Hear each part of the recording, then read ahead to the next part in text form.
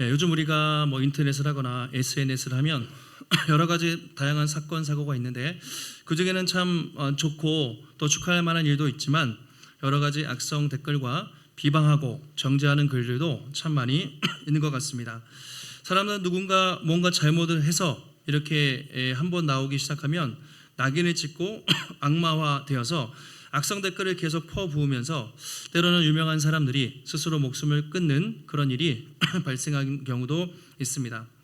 이처럼 우리가 살아가는 세상은 나의 잣대로 남을 판단하고 또 비난하고 나와 다른 사람들의 편가르고 그렇게 하는 일들이 많이 있는 것 같습니다. 때로는 우리 자신도 나도 모르게 나와 생각이 다르고 경험이 다르다고 해서 다른 사람들을 판단하고 또 평가할 때가 있는 것 같습니다. 오늘 2000년 전에 예수님 시대에도 그렇게 다른 사람들을 평가하고 판단하는 무리들이 있었는데 바로 그 사람들이 유대의 종교 지도자들이었습니다. 바리새인과 서기관들 하면 당시 유대의 최고의 엘리트 종교 지도자들이었지만 그들은 사랑과 용서를 베풀기보다는 자신들의 지식과 경험과 그 엘리트 정신으로 다른 사람들을 평가하고 판단하는 그런 일들을 일삼았습니다. 오늘도 그들은 어떤 한 죄 지은 여인을 데리고 와서 예수님께 데리고 와서 이 여인을 정죄하고 비방을 합니다. 그런데 예수님은 그 여인을 정죄하지 않으시고 용서해 주고 계십니다. 오늘 말씀을 통해서 우리도 세상을 살면서 나도 모르게 다른 사람들을 평가하거나 판단하는 일이 없는가? 마음속으로 누군가에게 돌을 던지고 또 누군가에게 또 비방한 일이 없는가? 우리가 살펴보고 우리도 역시나 구원받은 죄인으로서 어떻게 우리가 서로 그들을 용서하고 섬기며 사랑으로 살아갈 것인가 함께 살펴보도록 하겠습니다. 앞서 배경을 말씀드리면 초막절이었죠. 초막절, 초막도 짓고 또 물의 축제, 실로암에서 물을 떠다가 제단에 부으면서 할렐루야 엄청난 축제가 벌어졌습니다. 그때 예수님은 마지막 날 서서 사람들에게 이렇게 외치셨죠. 누구든지 목마르거든 내게로 와서 마시라. 나를 믿는 자는 그 배에서 생수의 강이 충만하게 흘러넘칠 것이다 라는 말씀을 하셨습니다. 그 후 예수님은 유대인들에게 계속 말씀을 전하시고 이제 1절에 보시면 감람산으로 가셨다라고 말하고 있습니다. 오늘 성경은 감람산에서 뭘 하셨는지 말하고 있지 않지만 누가복음을 보시면 예수님은 습관을 따라 감람산에서 기도하셨다. 기도하러 가신 거죠. 그러니까 예루살렘에 계실 때는 예수님의 경건의 루틴이에요. 저녁에는 감람산에서 기도하시고 주무시고 아침에는 성전에 오셔서 말씀을 전하시는 것이 예수님의 습관이었습니다. 그러니까 저녁에는 기도하시고 아침마다 성전에서 말씀을 전하시는. 오늘날 사람들은 반대죠. 저녁에는 드라마 보고 유튜브 하고 늦게 일어나는데 예수님은 이제 그 습관이에요. 항상 저녁에 기도하시고 아침마다 성전에서 말씀을 전하셨습니다. 어느 날 그날도 동일하게 예수님이 성전에 일찍 나오셔서 사람들 앞에서 말씀을 전하셨습니다. 많은 사람들이 참 재밌게 예수님의 말씀을 듣고 있는데 갑자기 웅성웅성하면서 소란스러워진 거예요. 한 무리들이 오는데 어떤 사람이 여인을 마치 정말 죄인 취급하면서 막 끌고 오게 된 것입니다. 갑자기 분위기가 소란스러워졌겠죠. 오늘 3절에서 이렇게 말하고 있습니다. 서기관들과 바리새인들이 음행 중에 잡힌 여자를 끌고 와서 가운데 세웠다. 예, 조용하던 그 현장에 막 엄청난 소란스러운 일이 생긴 거죠. 서기관들과 바리새인이 음행 중에 잡힌 여자를 끌고 왔다. 서기관은 지금으로 말하면 신학 교수님들인데 당시 성경을 가장 연구했던 성경 전문가죠. 그리고 서기관들은 바리새인들은 당시 유대인들이 가장 어쨌든 존경했던 경건한 사람들이었습니다. 서기관 바리새인들 하면 그렇게 존경받는 사람들이었지만 복음서에 기록된 내용들을 보면 주로 예수님을 대적하는 위선적인 사람들로 많이 나타나고 있습니다. 자, 그 사람들이 이 여인을 끌고 왔어요. 도대체 이들은 어떤 목적과 의도를 가지고 여인을 끌고 왔을까? 도대체 이 여인에게는 어떤 아픈 사연이 있는 것일까? 이제 우리가 한번 살펴보도록 하겠습니다. 음행 중에 끌려왔잖아요. 아주 큰 잘못인데 4절 보시면 현장에서 잡혀왔다고 돼 있어요. 현행범이에요. 그러니까 그 당시 구역 율법에 의하면 음행 중에 잡힌 남자와 여자는 돌로 쳐 죽이라고 되어 있습니다. 물론 십계명에서도 간음하지 말라 엄격히 금하고 있고, 신명기 22장에 보시면 그런 사람은 성 밖으로 끌어내쳐서 돌로 쳐서 죽일 것을 분명히 율법에 명하고 있습니다. 그만큼 아주 강한 죄죠. 근데 하물며 현행범으로 잡혔어요. 그 불륜을 저지르다가 현행범으로 잡혔으니 얼마나 이 여인 입장에서는 수치스럽고 창피하고 두려웠을까, 그런 생각을 할 수가 있습니다. 근데 오늘 말씀을 보면 좀 의문점이 있어요. 간음죄를 짓는데 어떻게 현장에서 잡혔을까? 현장에서, 현행범이잖아요.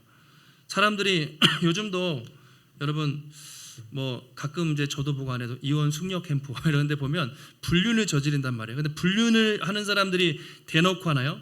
숨어서 하고 몰래 하고 멀리서 하잖아요. 그러니까 불륜을 잡기가 힘들어요. 하물며 2000년 전에 핸드폰도 없고 위치 추적도 없고 카메라도 없는데 현장에서 잡았다 하면 그 상당히 어려운 일이에요.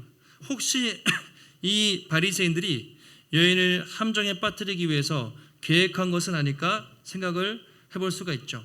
불리한 상황을 만들어 놓고 현행범으로 딱 걸려가지고 여인을 데리고 오지 않았을까라고 우리가 충분히 합리적인 의심을 해볼 수가 있습니다. 또 한 가지, 지금 여자만 왔죠. 그럼 혼자 바람피지 않죠. 남자도 같이 폈겠죠. 그러니까 만약에 현행범으로 왔으면 남자 여자 같이 데리고 와야 되는데 여자만 왔어요.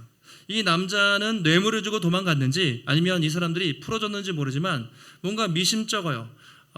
간음을 했다면 남자 여자를 같이 데리고 와야 되는데 여자만 데리고 왔습니다. 그런 의문점들이 많이 남아요. 그런 상황에서 이 사람들이 예수님께 묻습니다. 이렇게 말하죠. 5절에 모세는 율법에 이러한 여자를 돌로 치라 명하였는데 선생님은 어떻게 하겠습니까? 이 질문을 던집니다. 모세는 이런 여자를 돌로 쳐서 죽이라고 했는데 랍비, 선생님, 당신은 어떻게 하겠습니까? 이거 상당히 무서운 질문입니다. 함정이 있는 질문이에요. 여기서 바리새인들과 서기관들의 의도가 나타납니다. 그들은 이 여인을 데리고 와서 예수님께 지혜로운 답변을 듣기 위해서 온 것이 아니라 예수님을 고발하고 시험에 빠뜨리기 위해서 이 상황을 만들었다고 그렇게 말하고 있습니다. 그들의 질문을 보면 이제 함정이 있어요. 먼저 선생님, 랍비여 이렇게 말하죠. 보통 선생님, 랍비여 이렇게 말하면 당시 그 질문을 받은 선생이나 랍비는 반드시 답을 해줘야 돼요. 답을 못하면 창피한 일이에요. 지혜로운 선생님은 항상 지혜롭게 답을 했다고 합니다. 그러니까 회피하지 않도록 머리를 쓴 거예요.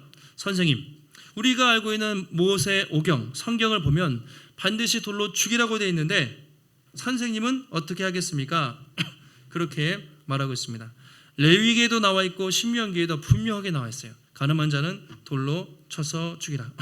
선생님, 이 여인을 선생님이라면 용서하겠습니까? 아니면 죽이겠습니까? 라고 묻고 있습니다. 이 사람들은 지금 예수님을 죽이고 싶어서 안달이 난 사람들이에요. 앞에서도 예수님이 성전을 막 뒤집어 엎고 그들의 기득권을 깨고 그들의 위선을 시작하니까 정말 어떻게든 고발할 조건을 찾아가지고 어떻게든 예수를 감옥에 넣을 수 있을까, 또는 죽일 수 있을까 밤낮 고민을 했습니다. 오늘도 그런 고민 중에 이 상황을 만든 거예요. 그래가지고 이렇게 하면 예수를 고발할 수 있지 않을까 생각을 했던 것이죠. 만약에 예수님이 죽여라, 이 죄인을 죽여라 이렇게 한다면 어땠을까요? 그동안 예수님은 사랑의 주님이라고 소문이 났어요. 세리와 죄인들의 친구라는 소문이 있었는데 죽이라고 하기에는 뭔가 예수님과 어울리지 않는 답변이죠. 그리고 당시에 이스라엘 백성들은 로마의 식민 지배 아래에 있었기 때문에 사형을 집행할 권한이 없었습니다. 그러니까 죽이라고 하면 로마에 반역하는 게 돼요. 로마에 반하는 불법적인 사형 선고가 되는 거죠. 죽이라고 하기도 어려워요. 그냥 살려라, 용서하라고 하면 어떻게 됩니까? 분명히 율법에 죽이라고 되어 있는데 율법을 위반하는 거예요. 그러면 이 사람은 율법을 지키지 않는 위법한 사람이다 라고 또 그렇게 공격을 하겠죠. 그럼 예수님의 권위는 땅바닥에 떨어지게 될 것입니다. 여인을 죽여도 문제, 살려도 문제, 아주 어려운 문제를 가지고 예수님께 나온 것이죠. 그동안 이 사람들은 계속 그랬어요. 어떻게든 예수님을 걸려 넘어뜨릴 수 있을까? 예전에 마태, 마가, 누가복음 공관복음에 보시면 비슷한 내용이 있습니다. 바리새인들이 그날도 고민을 엄청 하다가 어려운 질문, 퀴즈를 내자. 그래서 예수님한테 와서 이렇게 묻죠. 가이사에게 세금을 바치는 것이 옳습니까? 옳지 않습니까? 가이사는 로마 황제, 아구스도 로마 황제인데 가이사에게 세금을 바치는 것이 옳습니까? 옳지 않습니까? 바치라고 하면 이스라엘 사람들이 싫어하겠죠. 당신 매국노 아닙니까? 라고 답을 하겠죠. 바치지 말라고 하면 당신 로마에 반역하는 것이 아닙니까? 라고 하겠죠. 그래서 예수님이 그 질문을 듣고 동전 하나를 가져와라. 데나리온을 보니까 여기에 무슨 형상이 있느냐? 가이사의 형상이 있습니다. 그러니까 예수님이 뭐라고 하시죠? 가이사의 것은 가이사에게, 하나님의 것은 하나님께 바치라. 상당히 지혜롭게 대답을 해요. 가이사의 것은 가이사에게, 하나님의 것은 하나님께 바치라. 그들의 의도를 간파하시고 놀랍게 지혜롭게 답변을 하죠. 많은 사람들이 다시 돌아갔다는 이야기가 있습니다. 오늘도 비슷한 질문을 받으신 거예요. 선생님, 이 여인을 어떻게 하면 좋겠습니까? 그 질문은 이렇게 대답해도 저렇게 대답해도 답하기 힘든 아주 어려운 질문이었습니다. 그래서 오늘 이 앞에 문맥에서는 요한은 가늠한 여인이 포커스가 아니라 예수님께 찾아온 그 서기관들과 바리새인들의 종교 지도자들의 위선과 그들의 숨어있는 죄성을 지적을 하고 있습니다. 오늘도 우리가 살아가면서 겉으로는 그렇지 않지만 속으로는 안 좋은 의도로 꼬아서 이야기하거나 사람을 평가하거나 판단하는 경우가 참 많이 있는 것 같아요. 사람들은 이게 정의입니다. 이게 법입니다. 이게 규칙이에요. 그러니까 그걸 지키지 않은 사람들을 향해서 엄청나게 돌을 던지고 비난하고 정죄하는 경우가 많죠. 한 사람이 잘못했다고 하면 잘 따져보지도 않고 낙인을 찍고 악마화하고 그 사람을 비난하고 돌을 던지는 경우가 참 많이 있는 것 같아요. 과도하게 신상을 털고 뭐 그런 것들이죠. 때로는 교회 안에서도 그럴 수 있습니다. 교회 안에서도 이게 하나님의 말씀이야. 또는 우리 교회는 이런 전통이 있어. 50년, 100년 된 전통 교회들은요, 로마 카톨릭은 더하고 교회마다 전통들이 있어요. 교회는 이건 해야 되고 이건 하지 말아야 되는 규칙들이 있단 말이죠. 그래서 그걸 지키지 않는 사람들을 또 비난하거나 정죄하거나 또 새로운 사람들을 또 이렇게 이야기하거나 믿음이 약한 사람들을 판단하는 일들이 교회 안에서도 있을 수가 있다는 것이죠. 그래서 우리는 오늘 말씀을 보면서 우리 자신을 돌아보게 됩니다. 혹시나도 겉으로야 아니겠지만 마음속으로 다른 사람들을 내 기준에 따라, 내 관점에 따라 평가하고 판단하는 모습이 없는가? 나보다 믿음이 약한 사람들, 참 부족한 사람들을 판단하는 모습이 없는가? 또는 다른 사람, 가까운 사람, 가족들일 수도 있고 친구들일 수도 있고 누군가에게 비난의 돌을 마음속으로 던지고 있지 않은가를 우리가 살펴봐야 하겠습니다. 자, 그렇게 이제 사람들이 와가지고 막 고발을 했을 거 아니에요. 근데 예수님이 되게 놀라운 행동을 하시죠. 그럼 답을 해야 되는데 조용히 앉아서 어떤 행동을 하세요. 우리가 잘 아는 땅에 어떤 글씨를 쓰십니다. 자, 땅에 글씨를 쓰셨는지 그림을 그렸는지 모르지만 뭘 했는지 몰라요. 우리는 쓸데없이 이런 데 관심이 많죠. 도대체 예수님이 여기다 그림을 그리셨을까? 무슨 글씨를 쓰셨을까? 그런 생각을 하는데 아쉽게도 성경에는 그 내용이 없습니다. 그래도 좀 궁금하실 테니까 예수님이 무슨 글씨를 쓰셨을까요? 무슨 그림을 그리셨을까요? 학자들이 연구해 보면 세 가지 정도로 얘기해요. 첫 번째는 그들의 여기 서 있는 사람들의 숨은 죄의 목록들을 썼을 것이다. 거기 바리새인들, 서기관들, 여기 앉아 있는 사람들이 음란, 시기, 질투, 미움, 다툼, 그런 그 사람들의 숨은 죄를, 그 마음속에 보이는 죄를 적으셨을 것이다. 그래서 양심의 가책을 느끼고 갔다는 것이죠. 충분히 생각할 수 있죠. 또 한 가지는 구약의 성경 어떤 말씀을 쓰셨을 것이다. 이렇게 말하는 학자도 있습니다. 대표적으로 예레미야 17장에 보시면 물은 여호와를 떠나는 자는 흙에 기록되어리니 이는 생수의 근원이신 여호와를 버림이니이다. 이렇게 이런 구절이 있어요. 여호와를 떠난 자는 흙에 기록되어리니 생수의 근원이신 여호와를 버림이니이다.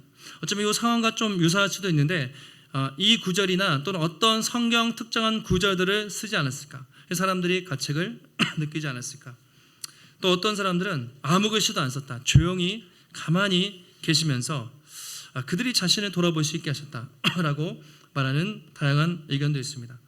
좀 그걸 좀 쓰지 좀 궁금하게 왜 안 썼을까? 근데 성경에는요 의도가 있는 거죠. 일부러 안 쓴 거예요. 일부러 그 내용을 안 쓴 거예요. 그 내용이 중요한 것이 아닌 것이죠. 지금 예수님이 땅바닥에 무슨 글씨를 썼냐가 중요한 것이 아니라 한켠에서는 바리새인들 서기관들이 여인을 막 비난하면서 막 정죄하는 상황에서 예수님이 조용히 아무 말도 하지 않으시고 침묵 가운데 행동하셨다. 이것이 중요한 것입니다. 그러니까 한번 생각해 보세요. 사람들은 계속 고발해요. 어떻게 해야 됩니까? 빨리 답을 주세요. 한마디도 하지 않으시고 조용히 땅에 무슨 글씨를 쓰세요. 사람들이 어떻겠습니까? 바리새인들 서기관들 입장에서는 답답했겠죠. 주변 사람들 입장에서는 이게 무슨 상황이지? 상당히 의아했을 것입니다. 예수님은 이 시간을 통해서 그 자리에 있는 사람들로 하여금 성급하게 이 여인을 비난하지 못하고 자신을 돌아볼 수 있는, 양심적으로 판단할 수 있는 자아 성찰의 시간을 주신 거예요. 무슨 내용을 썼는지는 모르지만 조용히 그 시간을 통해서 각자 자신의 내면의 소리에 귀를 기울일 수 있는 시간을 주신 것이죠. 그러니까 앞으로 성경 보실 때 땅에 무슨 얘기를 쓰셨나 궁금해하지 마시고 나중에 저도 천국 가면 꼭 물어보고 싶은 게 있어요. 땅에 무슨 글씨를 쓰셨을까? 요한계시록에 보면 14만 4천 666 나오는데 무슨 의미인지 우리에게 알려주신 것도 있고 안 알려주신 것도 있어요. 그건 몰라도 돼요. 아는 만큼만, 성경에 기록된 만큼만 우리가 알면 됩니다. 어쨌든 예수님은 땅에 글씨를 쓰심으로 찬물을 끼얹듯이 조용하게 분위기를 만드셨습니다. 근데 옆에 있는 사람들이 답답했겠죠. 재촉을 했다고 계속 질문을 해요. 선생님, 빨리 답을 주십시오. 이 여인을 돌에 던져서 죽여야 됩니까? 아니면 용서해야 됩니까? 빨리 답을 주십시오. 라고 그렇게 재촉을 했습니다. 근데 또 아무 말도 하지 않고 조용히 계시다가 이렇게 갑자기 일어나서 말씀하시죠. 너희 중에 죄가 없는 자가 먼저 돌로 쳐라. 갑자기 일어나셔서 너희 중에 죄 없는 자가 먼저 돌로 치라. 이 말씀을 하신 거예요. 그 순간 또 시끄럽던 사람들이 순간 정적이 일었을 것 같아요. 지금 사람들이 막 비난하고 있는데 너희 중에 가슴에 손을 얹고 죄가 없다고 생각하는 사람이 있다면 그 사람이 먼저 여인을 돌로 쳐라. 시끄럽던 사람들의 마음에 정곡을 찌른 것이죠. 그리고 또 앉으세요. 조용히 이 말씀하시고 땅바닥에 무언가를 쓰십니다.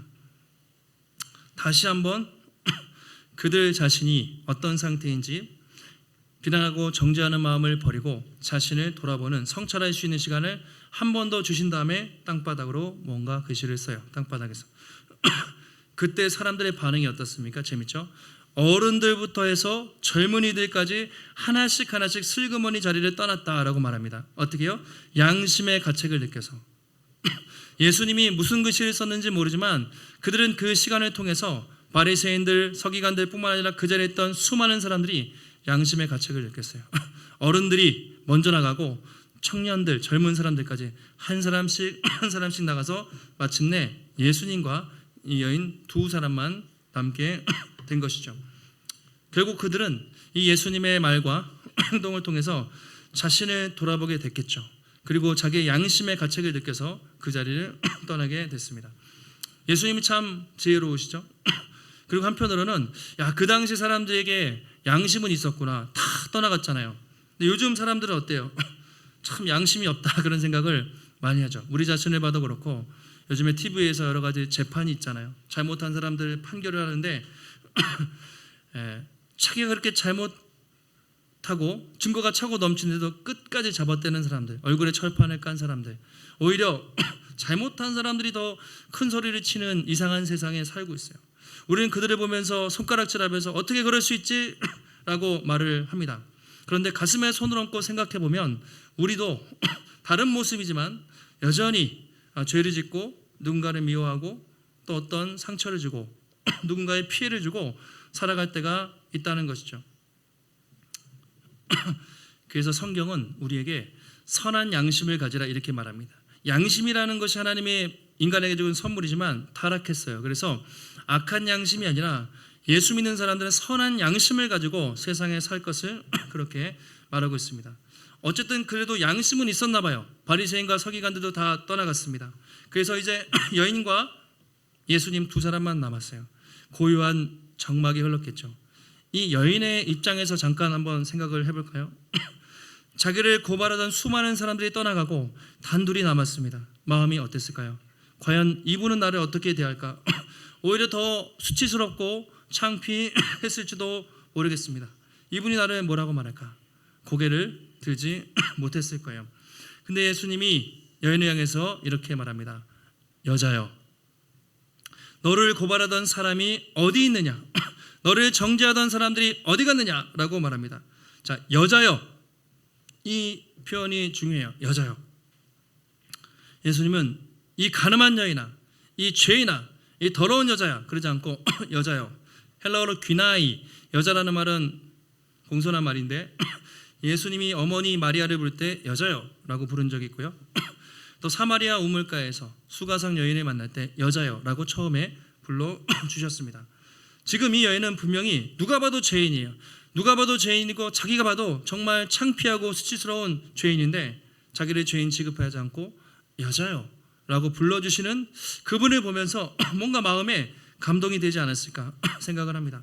너를 고발한 사람들, 너를 정죄한 사람들이 다 어디 갔느냐? 그때 여인이 이렇게 대답하죠. 우리 11절 여인이 말하고 예수님이 다시 답변을 하십니다. 같이 한번 11절 읽겠습니다. 대답하되 주여 없나이다. 예수께서 이르시되 나도 너를 정죄하지 아니하노니 가서 다시는 죄를 범하지 말라 하시니라. 아멘. 너를 정죄하던 사람들이 어디 갔느냐? 주님 없습니다. 다 떠나갔습니다. 예수님 말씀하시죠. 나도 너를 정죄하지 아니하노니 가서 다시는 죄를 범하지 말라라고 말합니다. 예수님은 간음죄, 현행범으로 잡혀서 수많은 사람들에게 정죄와 비난받고 수치심에 떨고 있는 그 여인에게 나도 너를 정죄하지 않는다. 이 말을 들었을 때 아마 여인은 철퍼덕 엎드려서 많은 눈물을 흘렸을 거예요. 내가 생각해도 수치스럽고 죽어마땅한 죄인인데 도대체 이분은 나를 정죄하지 않고 누구이기에 나를 용서해 주시는가? 그런 감격을 하면서 도대체 이분은 누구일까라는 생각을 아마 했을 겁니다. 그렇게 해서 오늘 이야기는 마무리됩니다. 우리 오늘 예수님께서 하신 이 말씀, 나도 너를 정죄하지 아니하노니 가서 다시는 죄를 범하지 말라. 이 말씀을 한번 기억하시면 좋겠습니다. 오늘 이 말씀은 이 여인에게만 중요한 말씀이 아니라 오늘 우리에게도 가장 복된 소식이 되는 말씀이기 때문이죠. 이 말씀의 여러분 순서가 중요해요. 이 말씀의 순서를 바꾸면 복음이 될 수도 있고 율법이 될 수도 있습니다. 복음이 될 수도 있고 종교가 될 수도 있어요. 만약에 예수님이 이 여인을 보고 가서 다시는 죄를 범하지 마. 그러면 내가 너를 용서해 줄게 라고 말씀하셨으면 이 여인은 완전히 절망을 했을 거예요. 왜냐하면 그 여인은 다시는 죄를 짓지 않을 수가 없어요. 누구든지 다시는 죄를 짓지 않을 사람이 없습니다. 그러면 그 여인을 포함해서 우리에게도 절망적인 메시지예요. 왜냐하면 성경은 모든 사람이 죄를 범하였음에 하나님의 영광에 이르지 못한다고 말하기 때문이죠. 누구든지 죄 짓지 않고 살 수 있는 사람은 없기 때문에 네가 죄를 짓지 않으면 용서해 줄게 이렇게 말하면 아무도 구원받을 사람이 없다라는 것이죠. 그런데 감사하게도 예수님은 오늘 반대로 얘기하셨어요. 나도 너를 정죄하지 않아. 그러니 다시는 죄를 짓지 않고 살기를 바란다라고 말씀하셨습니다. 이게 무슨 말입니까? 너는 죄인이야. 그것도 아주 심각한, 그것도 현행범으로 아주 수치스러운 죄를 지었지만 내가 너를 정죄하지 않는다. 내가 아무 이유도 대가도 조건도 없이 너를 용서하겠다. 이것이 복음이죠. 너는 아무것도 한 것이 없지만 내가 너를 용서했고 내가 너에게 무죄를 선언한다라고 예수님이 말씀을 하셨습니다. 근데 이게 이해가 안 갈 수 있죠? 어떻게 그럴 수 있습니까? 사람이 죄를 지으면 죽는 것이 공이고 율법에 죽이라고 되어 있는데 공평하지 않지 않습니까? 어떻게 이 더러운 간음죄를 그냥 용서해 줄 수가 있냐 말이죠. 그렇다면 예수님은 왜 이렇게 말씀을 하셨을까요? 왜 예수님은 이렇게 용서를 해 주셨을까요? 그것은 예수님이 뒤에 있는 일이지만 이 여인이 받아야 될 비난과 이 여인이 받아야 할 도를 대신 맞아 주셨기 때문이죠. 예수님이 이 여인을 대신해서 십자가에서 물과 피를 쏟음으로 이 여인이 받아야 될 저주와 정죄와 형벌을 십자가에서 다 받으셨기 때문에 내가 너를 대신해 죽을 거기 때문에 너는 살아도 돼. 내가 대신 너의 짐을 짊어질 것이기 때문에 아무 이유 없이 내가 이 더러운 죄를 용서한다라고 말씀을 하신 것이죠. 그것이 이 여인에게 은혜가 되는 것입니다. 우리도 마찬가지죠. 우리도 이런 말씀을 보면 여러분은 바리새인의 입장에서 말씀을 보십니까? 가늠한 여인의 입장에서 보십니까? 나는 제3자라고 생각을 하십니까? 돌아보면 우리 모두는 간음죄보다 훨씬 큰 하나님을 반역한 내란 수괴, 반역한 그런 악한 죄인들이었습니다. 우리 모두는 그렇게 하나님 앞에 가장 큰 형벌을 받아야 했지만 예수 그리스도께서 우리를 대신하여 그 형벌을 받으셨기 때문에 우리에게 정죄하지 않는 것이죠. 로마서 8장 1절과 2절은 이렇게 말하고 있습니다. 유명한 구절이죠. 같이 한번 읽겠습니다. 그러므로 이제 그리스도 예수 안에 있는 자에게는 결코 정죄함이 없나니 이는 그리스도 예수 안에 있는 생명의 성령의 법이 죄와 사망의 법에서 너를 해방하였음이라. 아멘. 믿으십니까? 그리스도 예수 안에 있는 자에게는 결단코 정죄함이 없어요.